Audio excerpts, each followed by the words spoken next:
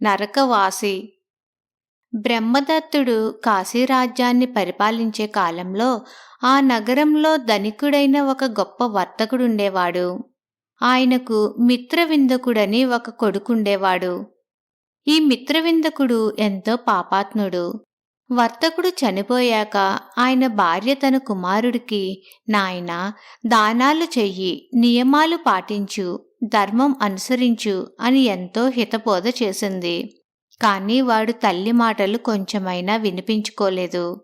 ఇంతల్లో కార్తీక పౌర్ణమి వచ్చింది. మిత్రవిందకుడితో అతని తల్లి, నాయనా, ఇవాళ పుణ్యదినం, తెల్లవార్లు విహారంలో ధర్మోపదేశం చేస్తారు. నీవు అక్కడ అందరితో పాటు పూజ చేసుకుని ఉపదేశం విని రా. తిరిగి వచ్చాక నీకు 1000 రూపాయలిస్తాను అన్నది. డబ్బు కోసమని మిత్రవిందకుడు సరేనన్నాడు. అతను ఉపదేశం వినటానికి వెళ్ళాడు కాని ఒక మూల పడుకుని నిద్రపోయాడు. తెల్లవారుతూనే లేచి ముఖం కడుక్కుని ఇంటికి తిరిగి వచ్చాడు.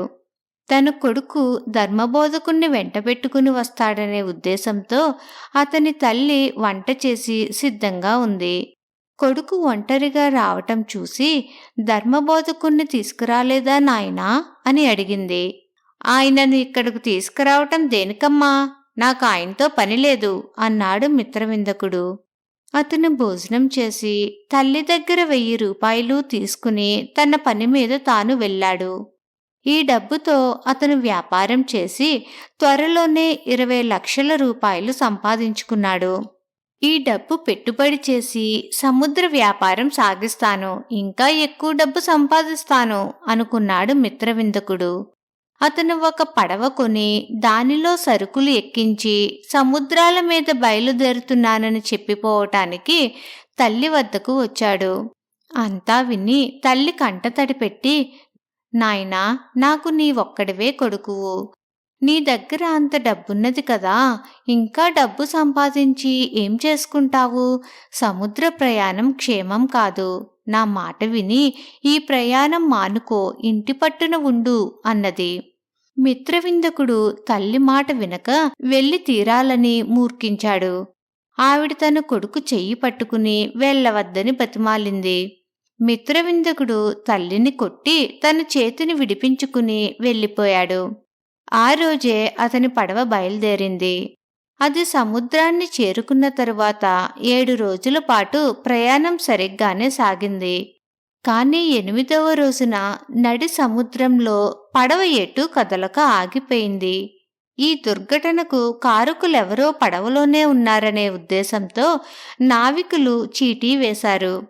చీటీ మిత్రవిందకుడికి వచ్చింది. నావికులు 3 సార్లు చీటీ వేశారు. 3 సార్లు అది మిత్రవిందకుడికే వచ్చింది. నీ మూలంగా మాకందరికీ ప్రమాదం జరుగుతుంది. నీ ఒక్కడి కోసం ఇంతమంది చావటానికి వీలులేదు, కనుక నీవు పడవ వదిలిపో అన్నారు నావికులు మిత్రవిందకుడితో.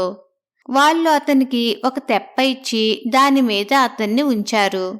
మరుక్షణం పడవ శరవేగంతో కదిలి మిత్రవిందకుడు చూస్తుండగానే కనపడకుండా వెళ్ళిపోయింది.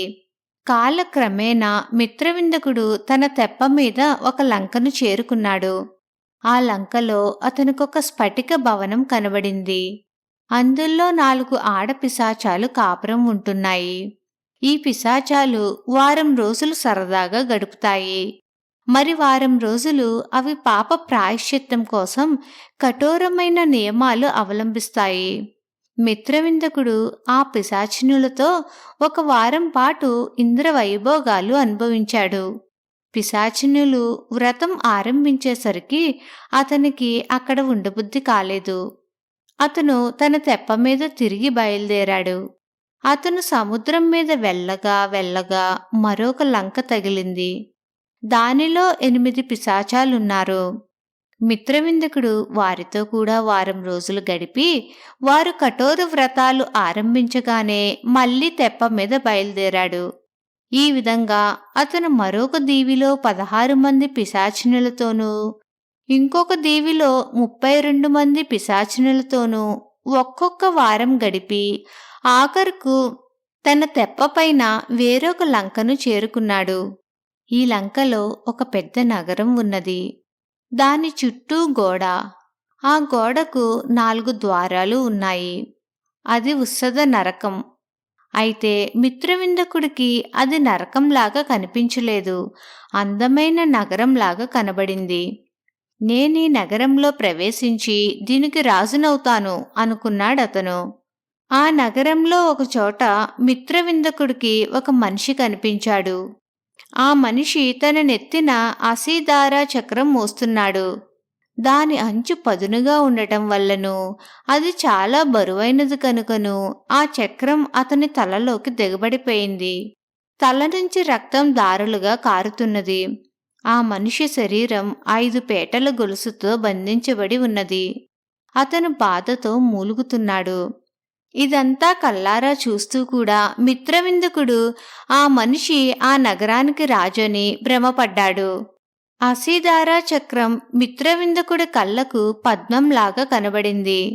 అతని ఒంటిమీద గొలుసు అలంకార భూషణాల్లాగా తోచింది. అతని మూలుగు గంధర్వ గానంలాగా వినిపించింది. మిత్రవిందకుడు ఆ నరకవాసిని సమీపించి, అయ్యా, తమరు చాలా కాలంగా ఆ పద్మాన్ని శిరసున ధరించారు, నన్ను కూడా ధరించనివ్వండి అని అడిగాడు. బాబూ, ఇది పద్మం కాదు, అసీదారా చక్రం అన్నాడు నరకవాసి. చూసారా, నాకివ్వటం ఇష్టం లేక ఆ మాట అంటున్నారు అన్నాడు మిత్రవిందకుడు. నేటితో నా పాపానికి పరిహారం అయిపోయినట్టుంది. వీడు కూడా నాలాగే తల్లిని కొట్టినవాడై ఉంటాడు. పాప ఫలం అనుభవించడానికే వీడిక్కడికి చేరి ఉంటాడు అని తన మనస్సులో అనుకుని నరకవాసి తన నెత్తిమీద ఉన్న అసీదారా చక్రాన్ని మిత్రవిందకుడి నెత్తిన పెట్టి సంతోషంగా తన దారిన తాను వెళ్ళిపోయాడు. స్వర్గంలో ఇంద్రుడిగా ఉంటున్న బోధిసత్వుడు దేవగణాలను వెంటబెట్టుకుని నరకాలన్నింటినీ తనిఖీ చేస్తూ కొంతకాలానికి మిత్రవిందకుడుండే చోటికి వచ్చాడు. ఆయనను చూడగానే మిత్రవిందకుడు ఏడుస్తూ, స్వామి, కరుణించండి, ఈ చక్రం నన్నెప్పుడు వదులుతుందో చెప్పండి అని వేడుకున్నాడు.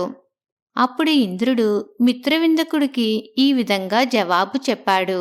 నీకు ఎంత డబ్బున్నా ఇంకా కావాలని కోరావు. నీ కోరికలు ఎంతకూ తీరలేదు. 4 పిశాచినులతో, 8 మందితో, 16 మందితో, 32 మందితో కాలక్షేపం చేశావు. మానవుడు నడవదగిన ఉన్నత మార్గాలు నీకు ఏమాత్రమూ నచ్చలేదు. ఇతరులు నీ మేలు కోరి చెప్పిన సలహా కూడా నచ్చక ఈ చక్రాన్ని కోరి నెత్తికి తెచ్చుకున్నావు. నీవు బతికి ఉన్నంతకాలము ఆ అసీదారా చక్రం నిన్ను వదలదు అన్నాడు. ఈ విధంగా చెప్పి ఇంద్రుడు తన పరివారంతో సహా వెళ్ళిపోయాడు.